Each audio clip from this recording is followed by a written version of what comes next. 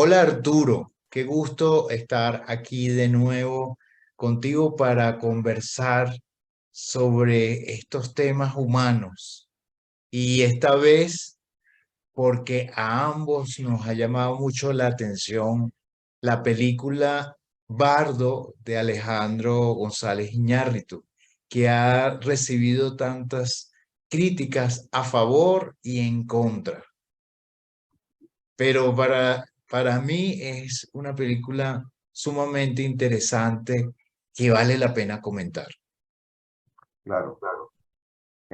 Para mí creo que es la mejor película de González Iñárritu desde lo que yo conozco de él y de acuerdo con mis aficiones cinéfilas, porque no soy un crítico de arte, pero de todo lo que he visto de él, se me hace que es el mejor trabajo. Es quizás su mejor trabajo porque es el trabajo más autobiográfico que ha hecho este autor. Y a nosotros como psicoterapeutas, ambos somos psicoterapeutas gestaltistas y otras derivaciones también. Nos interesa todo el tono confesional de la película, independientemente de su construcción cinematográfica. Ujú. Pero a mí me interesa mucho todo lo que es humano y todo lo que es confesional. Entonces, esta película realmente está construida sobre una confesión humana realmente transparentado en este gran actor que hace en realidad un desdoblamiento del guionista, del productor, que es Alejandro González Iñárritu, el director. Eh, y por eso, desde el punto de vista psicológico, es tan fascinante. A mí me sorprendió la diversidad de temas que sintetiza Ken Garcia en una sola producción y que, al menos hablo por mí, eh, esta película a mí no se me hace como una película buena de González Iñárritu, sino más bien un documento que propone, que denuncia la mexicanidad a través de estos personajes, en donde también él está proyectándose, ¿verdad? Nadie lo discute, pero vamos, eso que vamos a ver o que ya hemos visto, no es nada más el producto narcisista de un productor de cine y director de cine como González Iñárritu, sino una delación, o sea, nos delata a todos los mexicanos, y quizás en otros países también, nos delata a los mexicanos y lo hace magistralmente. Y yo creo que a los mexicanos y a los latinoamericanos, quizás yo por ser proveniente de otro país y no ser mexicano, también tengo mi visión de lo que me muestra esta película de el alma mexicana, que ciertamente es uno de los temas. Es una película muy diversa que expone muchas cosas y a veces justamente en esa estructura de servir de vidriera de muchos temas confunde, porque entonces una de las críticas fundamentales que se le hace es que la película no tiene un hilo narrativo, pero es que no puede tener un hilo narrativo porque la sustancia de fondo de esta película, y esa es una de las cosas que como psicoterapeuta me fascina, es una sustancia totalmente circular y onírica. Es un pensamiento complejo y con una lógica diferente que es justamente la lógica de los sueños. Entonces, el bardo, que es la palabra transición, ¿no? Que significa transición entre un estado y otro, pero esto pareciera, se puede leer, pues una lectura que es la transición entre la vigilia y el sueño o entre la vida y la muerte.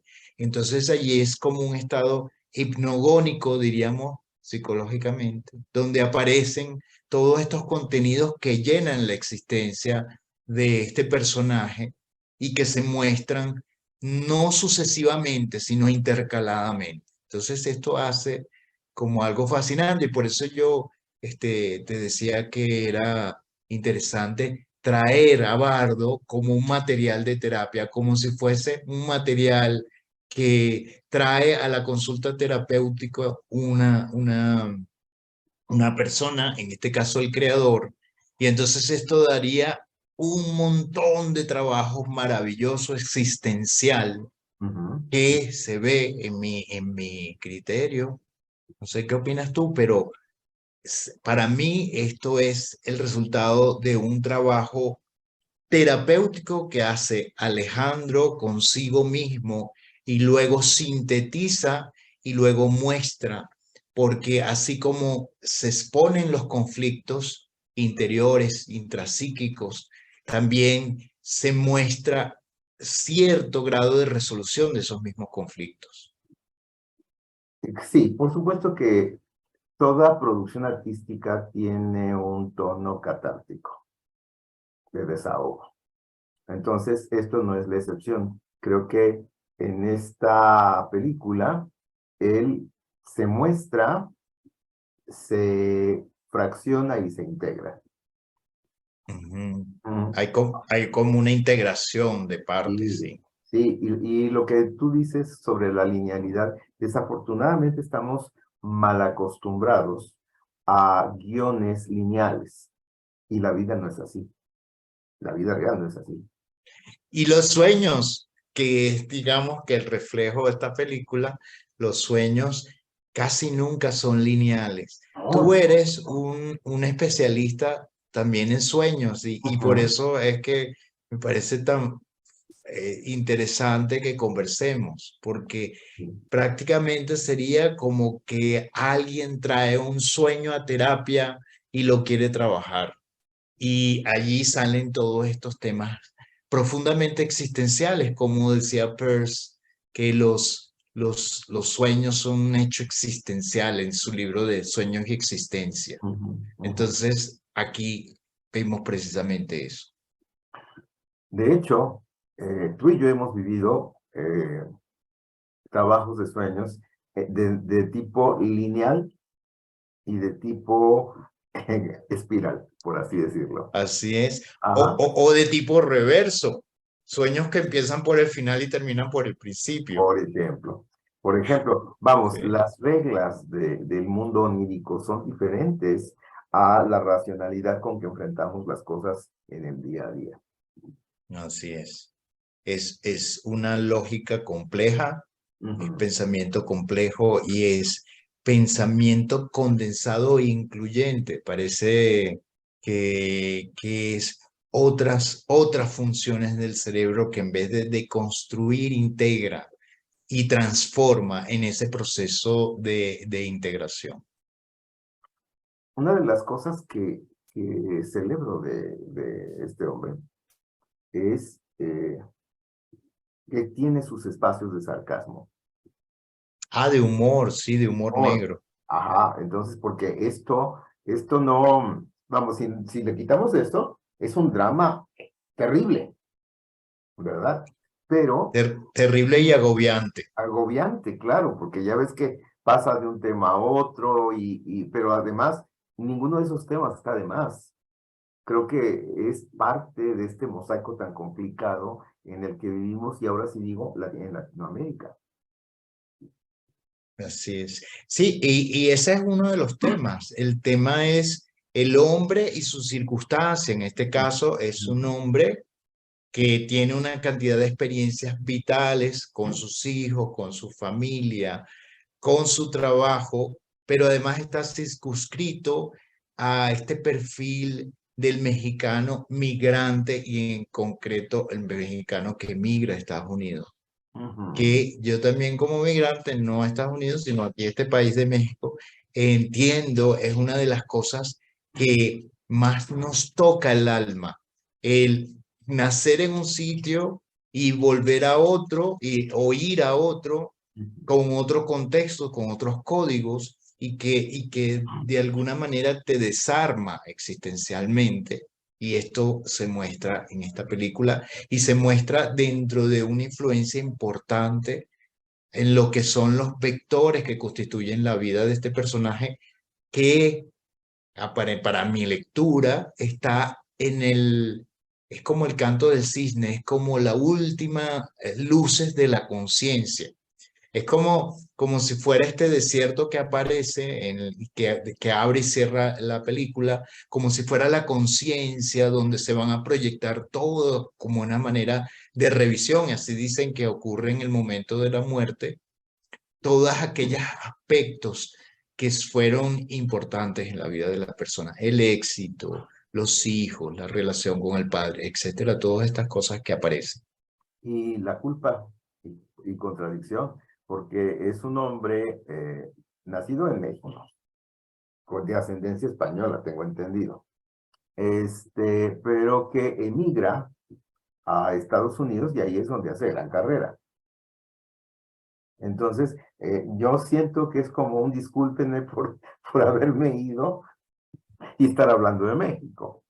Sí, Ujú. y estar mostrando además aspectos de México que para él son conmovedores, son importantes, como la tragedia de los niños héroes y todas estas cosas que rodean impresionantemente, muy surrealistamente la escenografía del Zócalo y del centro de la Ciudad de México.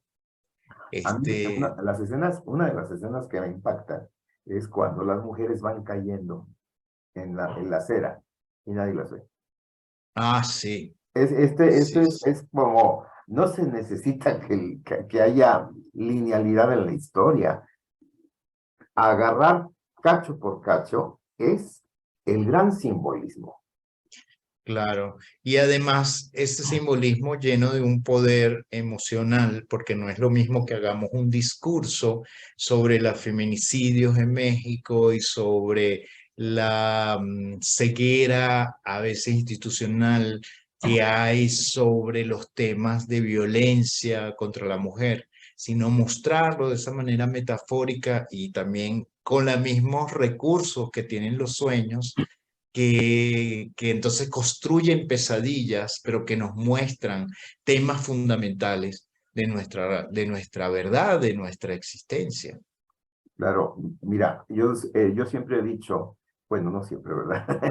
Desde que me dedico a los sueños, el sueño es el mundo de todas las posibilidades, sin freno ni límites. Y desde ahí surge la creación, la auténtica creación. Entonces, cada una de las escenas de este hombre está repleta de simbolismos. Y me quedo pensando, ¿qué pasó? Porque viví una cosa algo especial con esta película, que tuve que, tuve que escribir, así casi tuve que escribir un chorro de pseudo de verbos, perdón, de pseudo poemas, porque era tanto lo que me impactó, pero no lo había puesto en palabras y no podía darle racionalidad.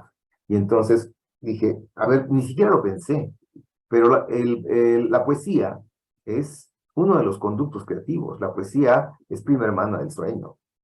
Ujú.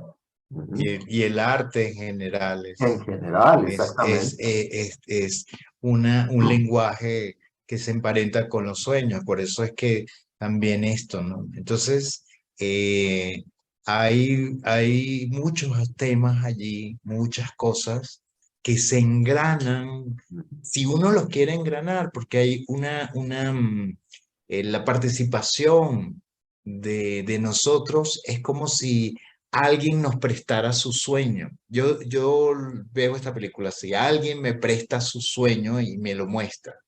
Entonces, tal como ocurre en terapia cuando las personas toman conciencia de su mundo onírico y dice, vamos a trabajar. Y entonces ahí surgen justamente estos grandes trabajos que muestran toda la complejidad de cada persona, de cada persona. Entonces yo siempre pienso en este tipo de películas como qué espectacular sería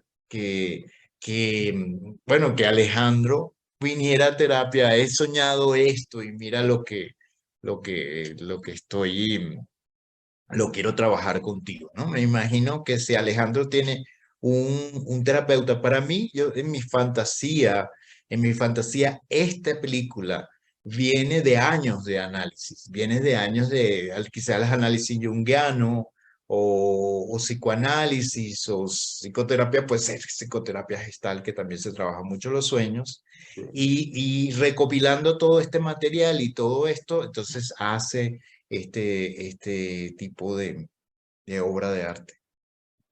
Sí, a mí me parece que mm, para esa profundidad que él tiene de conciliar en un solo producto artístico, pues la parte de él como varón, con una mujer, con un hijo, con un padre, con un contexto complicado porque va y viene. Como eh, mexicano y como migrante. exactamente. Y como además como creador y como persona que tiene un éxito relativo, porque ese es otro de los temas allí, ¿no? El, ¿qué es el éxito? ¿Qué es el fracaso? Todo eso está allá Sí, también. sí, a mí me impacta, por ejemplo, el encuentro con el amigo en donde le reclama y no se rompe la amistad. Así O es. sea, y no se rompe la amistad. Eh, Sí, el- la escena del baile cuando se mete a donde están, creo que Los Ángeles Azules, poniendo una cumbia o algo así, dices, claro, desde la excelencia nos metemos ahora sí a lo que es la naturaleza biológica, porque no me van a decir que un buen baile es claro. nacional. Y también hay una experiencia, para mí, ver la película fue una experiencia muy inmersiva, en el sentido de que hay como una especie de embriaguez en la narrativa. Es como cuando esas escenas del baile, esas escenas de las fiestas, esas escenas donde también están como en una especie de spa en el mar, bueno, sin decir todas las escenas del metro, de todo esto, es Sí, como una especie de esa cualidad del sueño y quizás también porque toca la posibilidad de la lectura, que no es un sueño, sino es un coma que da paso a la muerte, ¿no? Que precisamente es el bardo. Entonces, ¿cómo hay una construcción, yo diría que bastante potente y exacta, de esos estados, entre comillas, alterados de conciencia, que traen justamente una embriaguez, una confusión y como hablamos antes, una lógica diferente sí, de, y con respecto a esto, últimamente, cuando oigo la palabra estado alterado de conciencia, me quedo pensando, ¿hay de otro tipo?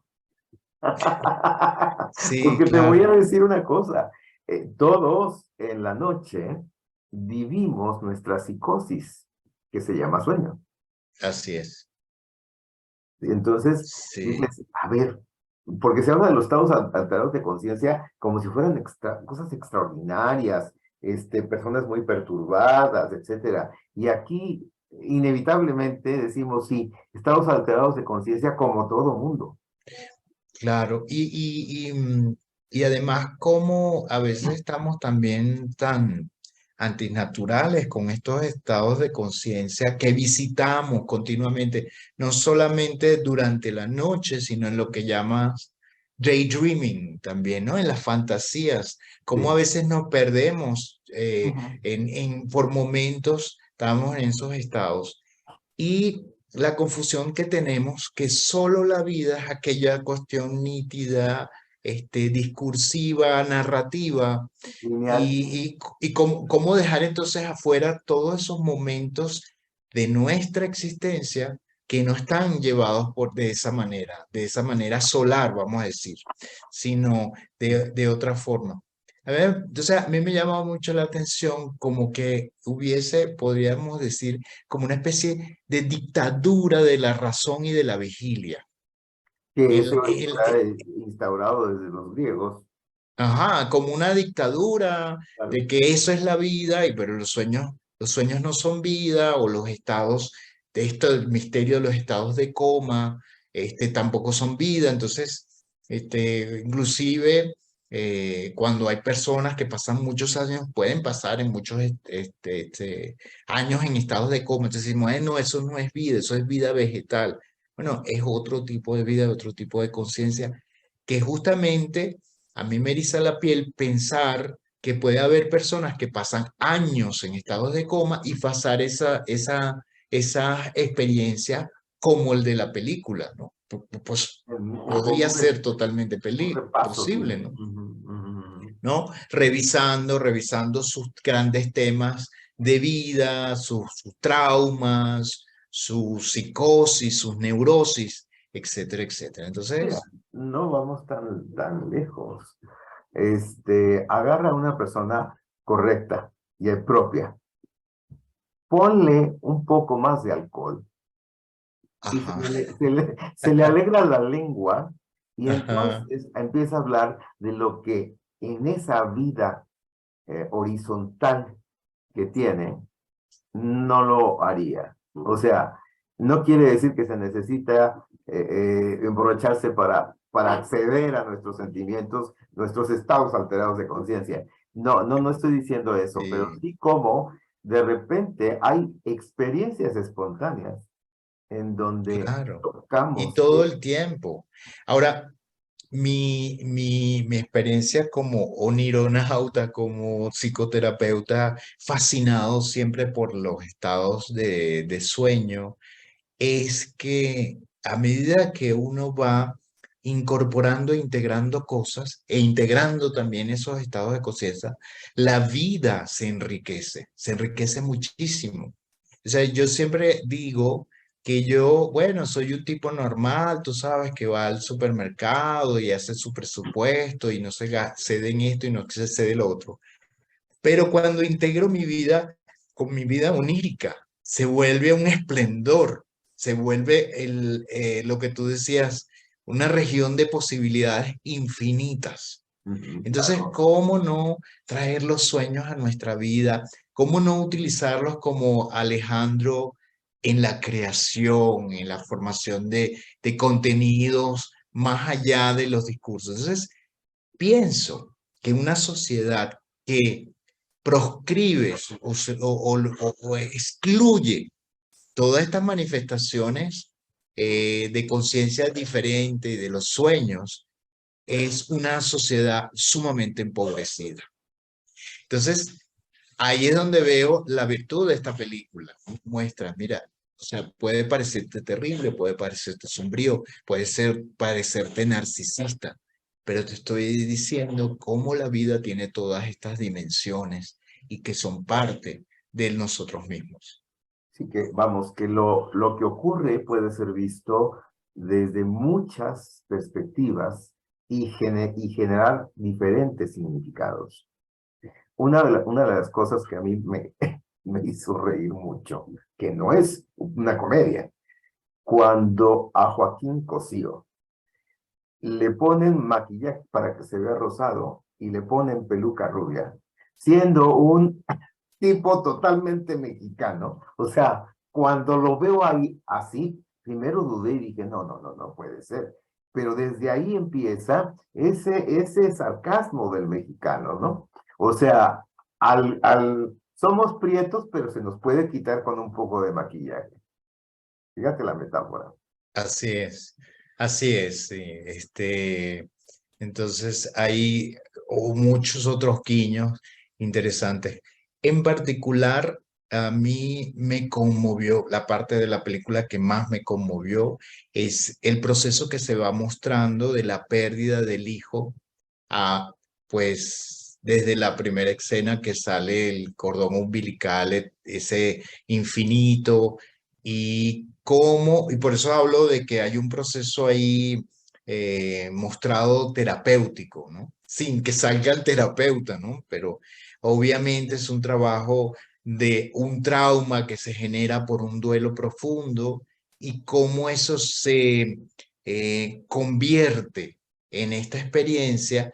Y una de las cosas que para mí se muestra es cómo se trabaja cuando en la escena, para mí, como súper conmovedora, que es la liberación, el dejar ir ese dolor, cuando se entregan las cenizas del niño como si fuese un huevo, y entonces el niño en una insurgencia surrealista se convierte en una tortuga, ¿no? Cuando se liberan las tortugas en la playa.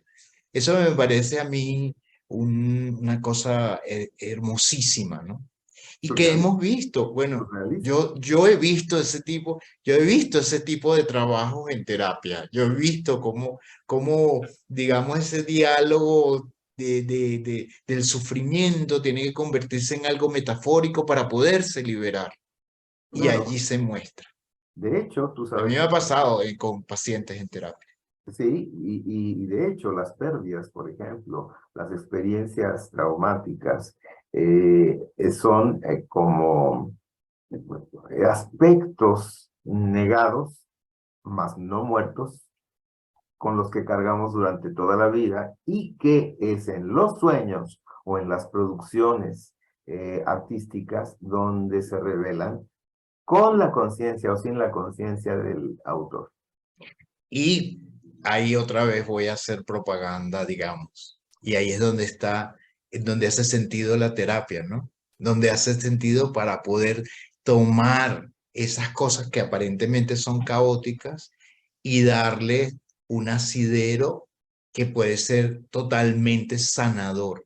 Yo creo que la película muestra un proceso de crecimiento interno, de unificación de cosas por todas estas experiencias. Y al final es como un gran paso a esa función con el todo cuando salen, yo lo veo así, como unas imágenes cuando se va levantando la sombra y solamente queda el cielo en imagen, ¿no? La parte final de la película. Entonces, sí creo que es un canto, esta película es un canto a las posibilidades humanas dentro de lo que puede parecer algo agobiante, caótico y bizarro y difícil a lo mejor de entender.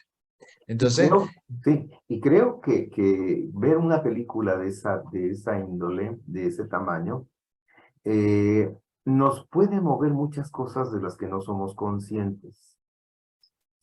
Ajá. sí. Y entonces, sin convertirse en una sesión terapéutica, por lo menos, es un, dijéramos, que un laxante emocional.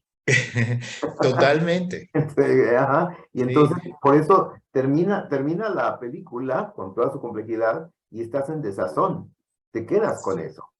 ¿Por sí. qué? Porque algo atravesó, llegó y se instaló hasta que se pueda, a través de un sueño o en terapia, resolver. Es que, claro, como son tantos temas, la migración, la mexicanidad, las pérdidas, la paternidad, todo esto, bueno, con muchas personas puede resonar. A mí me ha pasado que he tenido comentarios de pacientes y de otras personas que dicen que la película los movió mucho. Algunas con reflexión, otras con perturbación, porque como que se enojan, ¿cómo es posible que me hagan esto, ¿no? Y que me muestren estas cosas, ¿no? Y otras que se conmueven profundamente. Entonces, bueno, tenemos que dar las gracias a este señor que nos haga todos estos movimientos, todo esta todo este efecto laxante emocional. Y bueno, esperemos que esta breve conversación que hemos tenido sirva para aquellos que no vieron interesarse y para aquellos también que están descubriendo el mundo de las terapias puedan también tenerlo como herramienta. También, por último, yo tengo que decir una invitación también a enriquecer nuestra vida a través del poder de los estados de conciencia no lineales y que están allí disponibles para todos cada noche o en la fantasía cuando queremos ampliar las dimensiones de nuestra vida. Sí, y yo hago una invitación a todos los que están viendo esta entrevista, de que si una película te produce escozor, repudio o algo, la vuelvas a ver, porque muchas de las veces lo que ocurre, no digo que todas, pero lo que ocurre es que eso que estamos viendo tiene que ver también con nosotros y no lo hemos podido asimilar en la vida real. Entonces, Así. Bardo es una película para verla varias veces. Y tenemos la suerte que está en Netflix.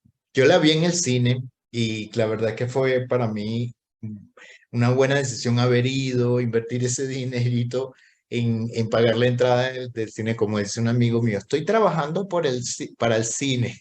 ¿Cómo es eso? ¿Vas a trabajar para el cine? Sí, voy a trabajar para pagar la entrada del cine.